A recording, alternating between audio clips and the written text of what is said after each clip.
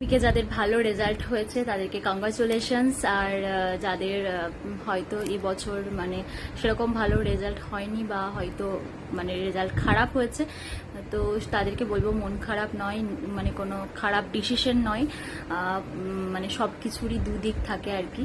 তো সেটাকে মানে গ্রহণ করা আর তার মানে পরে যেন সেটা ভালো হয় সেটাকে অ্যাসিওর করা।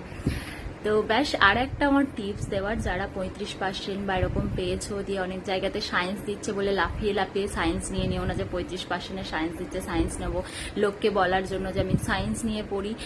মোটেও এটা করো না, কারণ মানে পরে চাপে পড়বে তো তোমার পুরো ফিউচারটাই নষ্ট হয়ে যাবে। কারণ যেটা তুমি ভালো পারো সেটা করাই ভালো, মানে লোককে জানানোর জন্য যে আমি সায়েন্স নিয়ে পড়ি, যে 35% পেয়ে সায়েন্স নিয়ে পড়ছো, 40% বা 45% পেয়ে সায়েন্স নিয়ে পড়ছো, এটা বলাটা থেকেও তুমি যেটা পারবে সেটাই করো।